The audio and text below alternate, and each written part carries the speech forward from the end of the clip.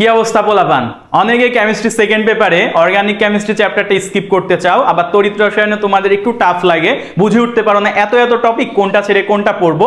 So তড়িৎ রসায়ন তোমার একটা সুন্দর একটা চ্যাপ্টার হইতে পারে যদি তুমি এখান থেকে যে কোশ্চেনগুলো আসে সেগুলো প্যাটার্ন বুঝতে পারো এবং কিভাবে আসে সেটা ধরে ফেলতে পারো। সো তড়িৎ রসায়ন থেকে কিন্তু এক সেট কোশ্চেন আমাদের হচ্ছে বোর্ড এক্সামে থাকেই। সো আমরা ওইটা ট্রাই করব কোন টপিকগুলো পড়লে ইনশাআল্লাহ আমি এখান থেকে এক সেট কমন পেরে যাবো। সো দেখো আমি তোমাদের ট্রিপল এস ভাইয়া তড়িৎ রসায়ন চ্যাপ্টারের সাজেশন নিয়ে চলে আসছি। দেখো এখানে আমাদের কি বলতেছে, আমাদের প্রথম যেই সাজেশন টপিকটা বলতেছে সেটা হচ্ছে প্রমাণ কোষ বিভব নির্ণয়, যেটাকে বলা হয় ই নট সেল। সো এই ই নট সেলটাকেই ভাগ করে আরো কয়েকটা টাইপ করা যায়। সেটা হচ্ছে ই নট সেল যদি গ্রেটার দ্যান 0 হয় তখন এটা স্বতঃস্ফূর্ত বিক্রিয়া হয়, ই নট সেল যদি লেস দ্যান 0 হয় তখন এটা অস্বতঃস্ফূর্ত হয়। সো এরকম স্বতঃস্ফূর্ততা নির্ণয়ও তোমাকে করতে দিবে।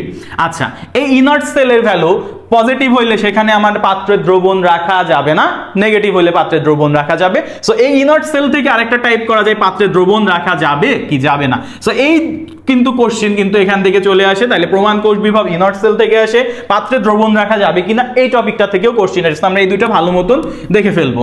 এরপর আসো আমাদের অপ্রমাণ কোষ বিভব নির্ণয়ের জন্য নার্নস সমীকরণ, অর্থাৎ বিজ্ঞানী নার্নস একটা সমীকরণ প্রুভ করতেছেন। সে হচ্ছে আমরা জানি E cell equals to E not cell minus R T by F into ln Q. So এই যে সূত্রটা এরকম ছিল, E cell equals to E not cell minus R T by E F into ln Q. So এই সূত্রটা দিয়ে আমরা হচ্ছে ই সেলের ভ্যালুটা বের করি। সো এই সূত্র দিয়ে আমাদের কোশ্চেনটা করা লাগবে। আর লাস্ট আমাদের যেটা আসে ফ্যারাডের প্রথম সূত্র থেকে যে কোশ্চেনগুলো ওটাই বেশি আসে। সো এখানে আছে হচ্ছে সঞ্চিত পদার্থের পরিমাণ, পরমাণু, সময়, বিভিন্ন কিছু বের করতে দিতে পারে। সো এই সূত্রটা আমরা সবাই জানি ডাব্লিউ সমান জেড কিউ। এখান থেকে আমরা এটাকে ভাঙলে পাইতাম পরে ডাব্লিউ সমান M I T divided by E F. আবার এখান থেকে পরবর্তীতে অনেক ক্যালকুলেশন করে কিউ সমান এন ই এফ। এই রিলেটেড সূত্রগুলো কিন্তু তুমি এখান থেকে পেয়ে যাবা। সো এখানে ফ্যারাডের সূত্র থেকে সঞ্চিত পদার্থের পরমাণু, সময় দিয়ে যেমন আসতে পারে, পরবর্তীতে কোষ রিলেটেড কিছু কোশ্চেন তুমি এখান থেকে দেখে যাবা। কোষ, যে কোষের বিক্রিয়ার পরে যে আমাদের কতটুকু ঘনমাত্রা ওই দ্রবণের আলটিমেটলি আছে। যে একটা কোশ্চেন আসে এরকম যে বিক্রিয়ার পরে দ্রবণের ঘনমাত্রা এখন কত আছে, দ্রবণের ঘনমাত্রা নির্ণয় বলে একটা কোশ্চেন আসে, এটা দেখে যাবা।